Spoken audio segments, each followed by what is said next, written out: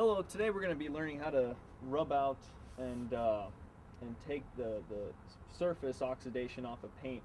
What we're going to do is we're going to use a cut and polish on this Chevy truck here. This is a perfect candidate for a typical oxidation, car that's been sitting. So the materials you're going to need is a rubbing compound. This is from 3M. This is the high dollar stuff that I like to use. This is the first stage. It's the equivalent to 1200 grit sandpaper. This is the second stage, which is more or less a polish. This is the third stage right here, which is basically kind of like a wax, a sealer. The materials you're going to need is a waffle pad,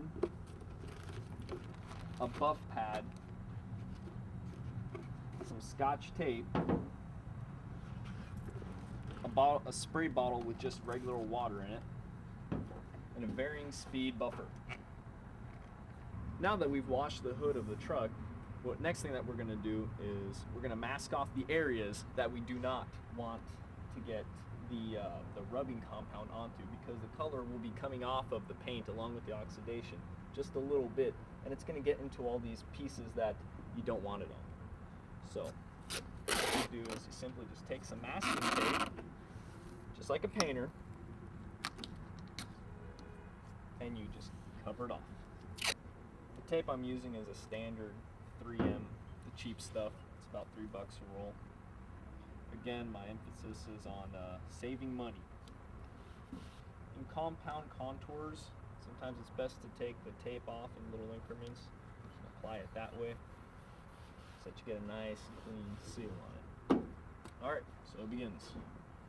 First thing that we're going to do is we're going to apply the heavy duty stuff on here. This is a basically 1200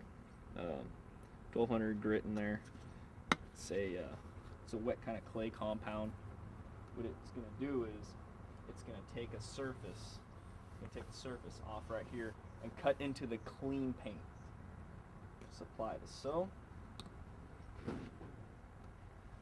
Now let me remind you, you're going to want to do this on the lowest setting on your varying speed buffer. I'm going to put on speed A. Now you don't just go into it with the buffer, because some of this compound, it's expensive. It's not as expensive as repainting your car, but it's going to cost you some money, and you're going to want to save money on this and take this as far as you can. You don't just get into it with the buffer, because then you're going to be wearing most of it, as I am kind of right now. Another thing is wear dirty clothes, because this will make your clothes messy. What you do is you just take the buff pad and you apply it with the buff pad spinning it. So, probably going to put a little bit more on there just so we can get a nice shine. And the more time you put into it, the better the paint's going to turn out. But the trick is to balance the amount you're taking off with how much paint you have on. Last thing you want to do is be buffing into it and all of a sudden you start seeing metal. That would not be fun, because then your money saving buff job here is going to cost you. Next thing you want to do is take your water and spray bottle and mist the area lightly. What that does is it activates the rubbing compound. I'm just going to work into it slowly.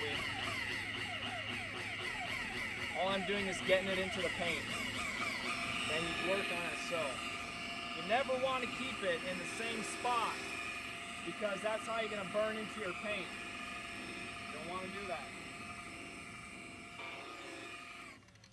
Great thing about this stuff is just mist it one more time. Keep on buffing. What's going to come up is these little black spots right here.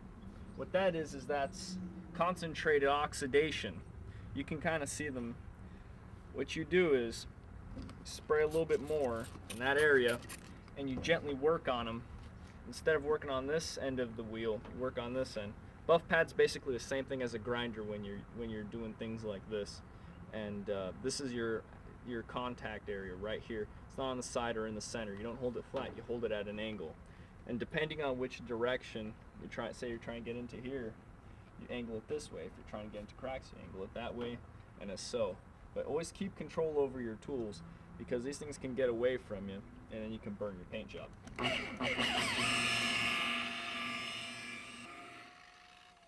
As you can see a noticeable difference right off the bat. Now the next thing I'm going to do is I'm going to take this pad off and I'm going to clean it using soap and water, and then I'm going to put it back onto my buff pad, my buffer right here. I'm going to run a screwdriver in it to clean out all the rest of the residue. Alright, next step is to kind of take the water, most of the bulk out of the water, out of the pad. I'm going to show you how to get the rest of the remainder of the water and some of the paint out.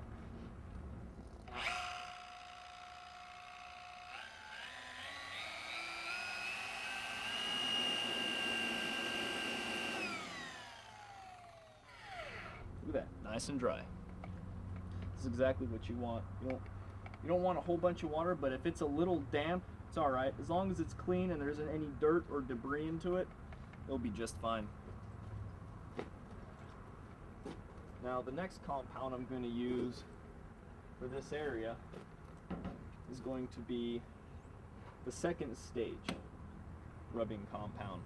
Now this is a bit finer, and it's going to get the shine to really come out of this area right here. And it's also wise to only work in small pieces at a time.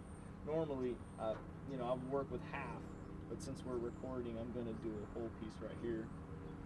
But I'm going to show you the difference between the first stage and the second stage, just so you get a basic idea.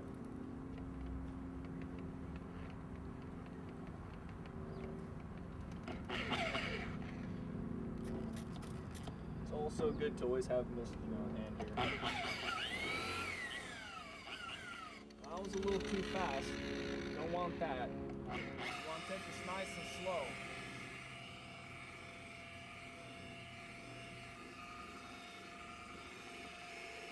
You can really see the shine starting to come out in the difference. If you look into the reflection right there and you're looking over here, you can see a huge difference.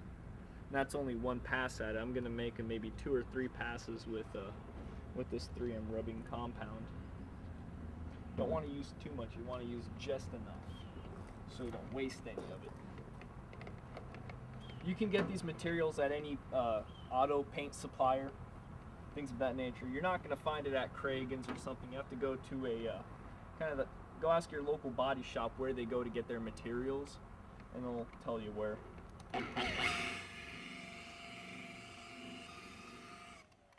Gotta watch out for these corners, 'cause that's the first place you're gonna burn through in the paint. The best thing to do is just kind of skip over these grooves and what you do is you just go into it by hand with a rag and the light stuff, and you just go in there and just kind of etch your way through here. Don't press too hard, but kind of get it to get in all these little cracks and crevices where the big stuff can't get into. And what I'm going to do is I'm going to mist it one more time. I'm going to continue what I'm doing.